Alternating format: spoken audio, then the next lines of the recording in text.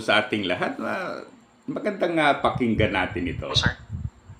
You are inconsistent. No, sir. I did Ito not say yung that you're correct. sagutan ni I will not agree that you're Commodore correct. Tarriela at Philippine saka seas are exclusive Congressman economic zone. Is it not Marcolita. important to you to correct something that did not originate from you? It's because, Mr. Chair, the only time I learned about that was when I heard about your interview calling me Gago and Mangmang. Why would I even defend you if you're calling me Gago? Nasa Facebook po, nasa social media. Mr. Chair, with your permission. Buti tinulit mo, Commodore. Bago ka sumagot sa tanong niyang Juan, patapusin mo muna yung legislator and then you wait until you are recognized by the chair. Okay? Yes, sir. Thank you. Sir. Please proceed. You said that you did not say that I am a traitor, but it is in the social media. Did you take an effort to clarify that so that you would not mislead people because they might believe that you have said that? It is only now that you are disowning this statement.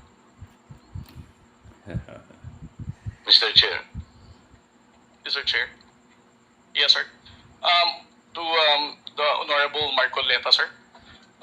Let's put it on record. I did not use the word traitor in describing your statement that the West Philippine Sea ay katang-isip lamang po.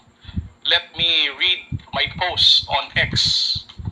I stand by the statement of President Bongbong Marcos when he said ang West Philippine Sea ay hindi katang-isip natin lamang.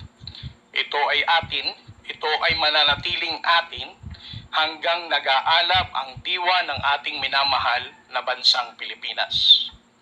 Hearing someone claim that the West Philippine Sea is merely a fabrication of the Philippine government is a disservice and an embarrassment to their entire party, the organization he belonged to, and even their own family. How can the one face the younger generations today and tell them that our exclusive economic zone to the west of our archipelago is non-existent, effectively giving up the fight to assert their rights as Filipinos in the West Philippine Sea? Mr. Chair, sinabi ko ba na katang-isip ang West Philippine Sea? I cannot recall, Mr. Chair. Hindi, kasi ang salita mo dyan, merong nagsabing katang-isip. Sinabi ko ba na katang-isip ang West Philippine Sea? I said I stand by the statement of the President. I did not mention you said it. Meron kang katang-isip na sinabi din eh. To whom are you referring that? No, sir. The katang-isip phrase was the President's statement during his SONA. I just merely restated the statement of President Bongbong Marcos. Kaya nga, you are now to SONA. Kaya mo lang nilabas yan after I said that there is no such thing as West Philippine Sea. But that is in context of the fact that it is not yet registered in the International Hydrographic Organization. Alam mo, Commodore, ang procedure. Okay, so Mr. Chair? ayan yan yung sagutan ni Commodore Tarriela at saka si Congressman Marcolita. Ngayon, talagang mainit na mainit ang dugo nitong si Congressman Marcolita sa mga tao na nagbibigay ng statement na taliwas sa kanyang sinasabi. Actually, ang unang biktima diyan ay si Attorney Inso Ricto. Maliwanag naman yung sinabi ni Attorney Inso Ricto na yung sinabi niya na nanling lang itong si Congressman Marcolita ay personal opinion lamang niya, no? Okay, personal opinion. Siyempre, pag ikaw ay nasa government talaga, parang ikaw ay public property, so maraming mga sinasabi sa atin, ano? But then, siyempre, yan ay parte ng ating bahagi ng ating position, yan ay bahagi ng ating trabaho, etc., etc. So, sinasabi na huwag tayong onion skin. Although, alimbawa, ako ang sasagot doon sa sinabi niya na saan ba, ano ba yung nangyari kung bakit nalinlang ko yung mga mamamayang Pilipino. Sabihin ko na, alimbawa, noong INC Peace Rally, supposed to be, yung Peace Rally na yan, ano? Ayan ay talagang para sa kapayapaan kasi Peace Rally. Ngunit ano-ano ang sinasabi niya nang siya ay nagbigay ng mensahe. Grabe, puro criticism, puro paninira sa government. So, panglin lang yan, ano? So, yan ay opinion lang naman natin, ano? Kasi sabi nga natin, we are in a democratic society, lahat naman tayo ay balayang magbigay ng ating pananaw, ng ating mga opinion sa mga bagay-bagay. Okay, so, ang unang biktima ni Marcolita ay si Attorney Enzo Ricto. Pagkatapos, nakakuan pala na hindi pala siya membro ng yung community, ano? Okay.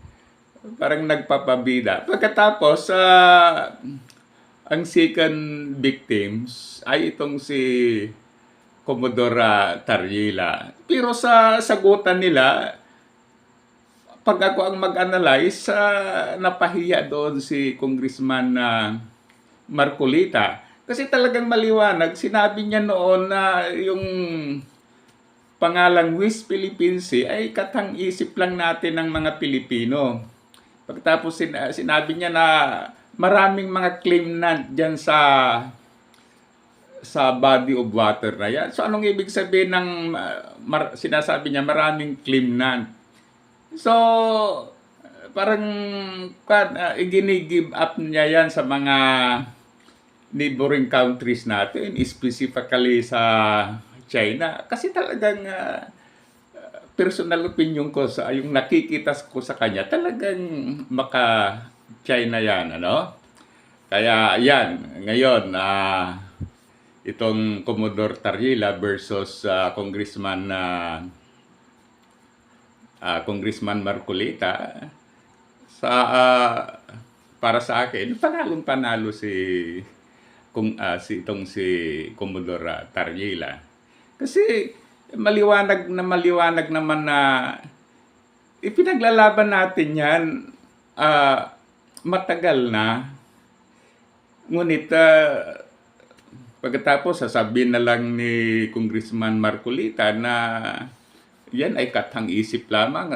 So talagang magagalit yung mga Pilipino na may concern sa bansa natin. Pagkatapos sa ngayon, kumakambyon niya na labanan ang China, etc., etc. Too late, late na yan, ano? Kaya saludo ako dito kasi Commodore Tarrila. At para sa akin, mali itong si Congressman Marcolita. Ngayon, ang isa pang napapansin ko actually, ganito, talagang parang hindi patas yung laban. Kasi as if mas binibigyan ng pabor o pagkakataon yung mga members ng House na nagque-question. I-observe natin yung yung argumento nila. Para bang pinapaboran itong si Congressman Marcolita. Sa pagkaalam ko, si Congressman Marcolita ay hindi naman member sa committee na yan. Ngunit, yan laging pabida dyan. Pabida itong si Juan. Kaya ako, never tayong bubuto ng mga maka-China, never tayong bubuto ng mga candidates na kasi walang concern sa Pilipinas. Ang concern lang yung kapartido nila at yung bansa na nila nire-represent nila. Yan ang China. Okay? Ngunit, ulitin ko na ulit, yan ay personal pananaw ko lang, Kaya, as if, maraming mga vloggers na iniimbita diyan sa TRICOM hearings na yan na umiiwas, lalo na yung mga yung mga fake news maker, umiiwas sila. Okay, kaya yan, may tumakbo sa Supreme Court, may nagtatago, at iba pang mga estratehiya, Kaya dito ko naanakan yan, dapat din pala mayroon ding sa mga nangyayari, as if hindi fair yung labanan ng mga congressmen versus yung mga resource person na kanilang ini-invite. Bakit masabi ko ito? Nasabi ko ito dahil doon sa yung pag invite kay Attorney Insurrecto, at ganun din dito sa pag-invite kay Commodore Tarrila. Although para sa akin, kahit ganun ang environment, panalo yung dalawa, Kaya yan lang ang masasabi ko. Sana ma-improve din, makita yan ng mga yung mga TRICOM